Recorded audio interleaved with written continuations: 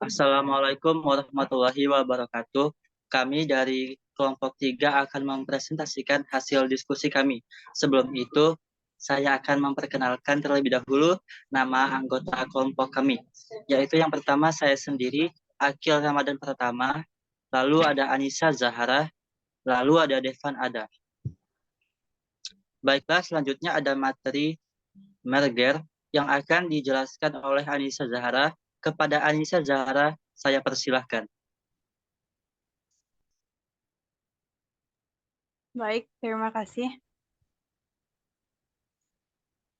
Merger secara sederhana adalah tindakan pelaku usaha yang mengakibatkan terciptanya konsentrasi kendali dari beberapa pelaku usaha yang sebelumnya independen kepada satu pelaku usaha atau satu kelompok pelaku usaha, atau beralihnya suatu kendali dari isu pelaku usaha kepada pelaku usaha lainnya yang sebelumnya masing-masing independen, sehingga menciptakan konsentrasi pengendalian atau konsentrasi pasar.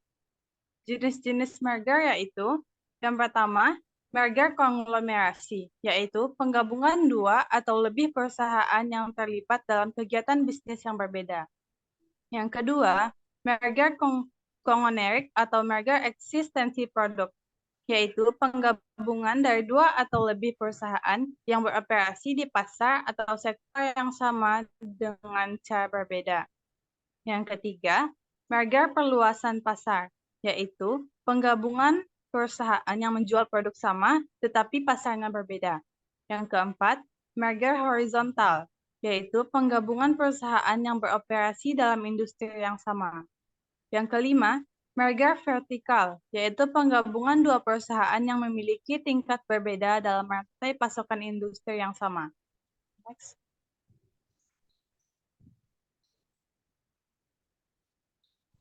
Yang B, ada akuisisi. Akuisisi adalah pengambil alihan atau pengendalian atas saham atau aset perusahaan lain, dan dalam peristiwa ini, baik perusahaan pengambil alih atau yang diambil alih tetap eksis sebagai badan hukum yang terpisah. Tujuan akuisisi perusahaan dilakukan untuk meningkatkan skala ekonomi, mendapatkan pasokan bahan baku, menurunkan biaya per unit seiring peningkatan produksi. Manfaat akuisisi adalah untuk meningkatkan pangsa perusahaan, mengurangi biaya, dan memperluas lini produk, serta mendapatkan teknologi dari perusahaan yang diakuisisi. Jenis-jenis akuisisi yaitu yang pertama ada akuisisi aset, yaitu satu perusahaan secara langsung mengakuisisi aset perusahaan lain. Perusahaan yang akan diambil alih asetnya harus mendapatkan persetujuan dari para pemegang saham.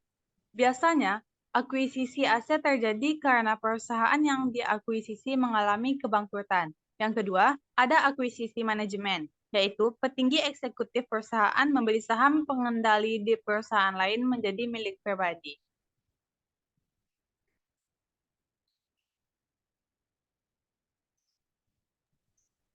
Terima kasih kepada Anissa Zahara yang telah menjelaskan materi tersebut. Selanjutnya kita akan masuk ke materi konsolidasi yang akan dijelaskan oleh saya sendiri. Konsolidasi dapat diartikan sebagai penggabungan dari dua usaha maupun lebih. Penggabungan dilakukan dengan cara mendirikan usaha baru maupun membubarkan usaha lama tanpa melakukan likuidasi lebih dulu. Tujuan dari konsolidasi adalah untuk mempersatukan setiap elemen yang memiliki kesamaan-kesamaan tertentu. Contohnya, agama, asal daerah, maupun kelompok dengan tujuan atau visi misi yang sama. Contoh konsolidasi di berbagai bidang. 1. Konsolidasi bisnis. Ada beberapa perusahaan yang melakukan konsolidasi. Beberapa perusahaan hasil konsolidasi ialah Bank Mandiri yang melakukan konsolidasi dengan Bank Bumi Daya, Bank Dagang Negara, Bank Eksim, serta Bank Pembangunan Indonesia. Yang kedua, konsolidasi aksi massa. massa melakukan konsolidasi dengan tujuan untuk menggabungkan kekuatan yang dimiliki demi mencapai tujuan bersama. Contoh dari konsolidasi aksi massa ialah demonstrasi yang dilakukan pada tanggal 23 hingga 24 September tahun 2019, yaitu pada demo reformasi di korupsi. Ciri-ciri konsolidasi yaitu terjadi penggabungan atau peleburan dari dua perusahaan atau lebih dengan membentuk suatu perusahaan baru. Setiap perusahaan lama yang telah dileburkan akan dibubarkan tanpa melalui suatu proses likuidasi. Perusahaan baru yang muncul dari hasil peleburan tersebut haruslah memiliki status sebagai badan hukum yang baru. Rancangan dari konsolidasi serta konsep dari akta konsolidasi haruslah disetujui oleh RUPS pada tiap-tiap perseroan. Seluruh aktiva maupun pasiva dari perusahaan yang dileburkan tersebut, maka secara otomatis akan beralih pada perusahaan baru yang dibentuk. Konsep dari akta konsolidasi yang telah disetujui oleh RUPS, maka akan dituangkan pada akta konsolidasi yang telah dibuat di hadapan notaris dengan menggunakan bahasa Indonesia. Perusahaan baru dari hasil konsolidasi maka akan memiliki status badan hukum dengan tanggal diterbitkannya sesuai dengan keputusan Menkumham mengenai perusahaan yang meleburkan diri tanpa melalui proses likuidasi.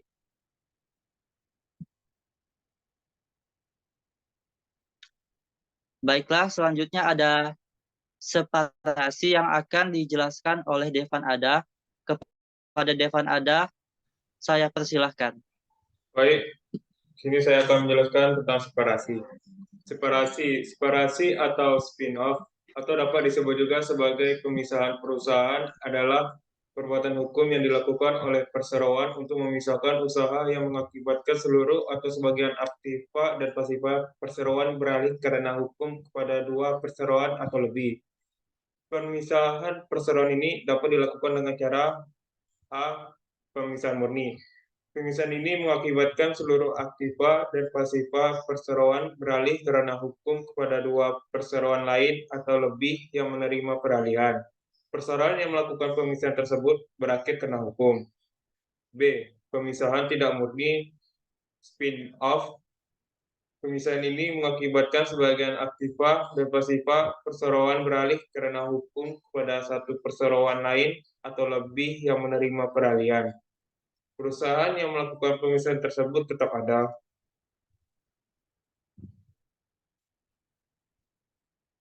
Kedua pemisahan tersebut memiliki persamaan, yaitu adanya peralihan karena hukum atas aktiva dan pasifa dari perseroan yang melakukan pemisahan.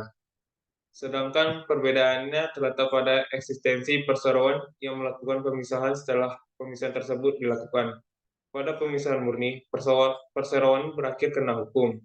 Pada spin-off, perseroan tidak berakhir atau masih eksis.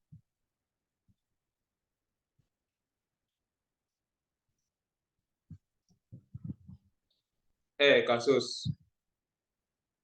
Pertama, ada tuntutan PT Semen Padang.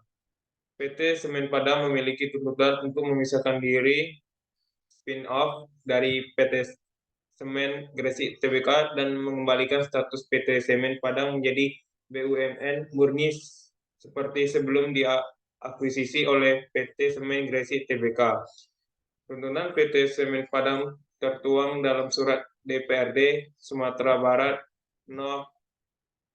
540 143 WN 2003 pada 3 Maret 2000 perihal PT Semen Padang yang ditujukan kepada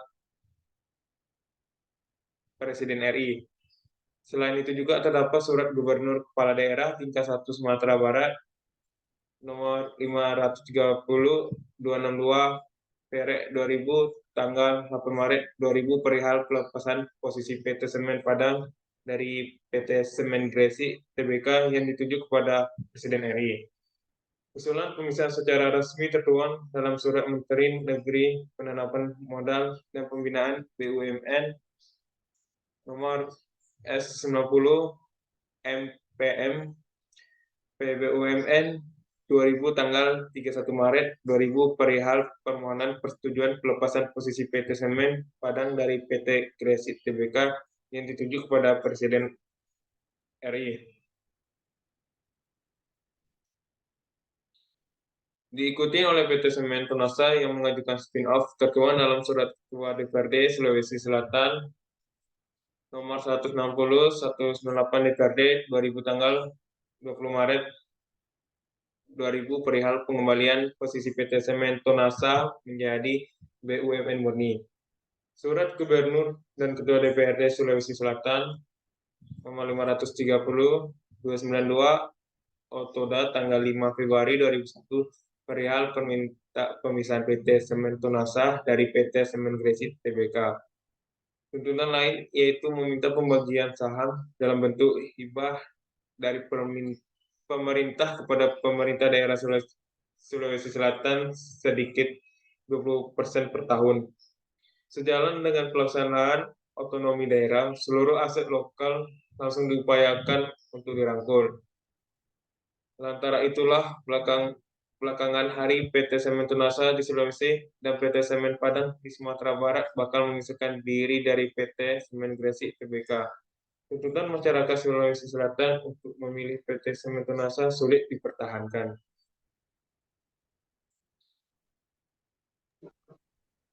Baik, terima kasih kepada Devan Adan yang telah menjelaskan materi tersebut. Sekianlah presentasi dari kami. Apabila ada kekurangan atau kesalahan, mohon dimaafkan. Wassalamualaikum warahmatullahi wabarakatuh.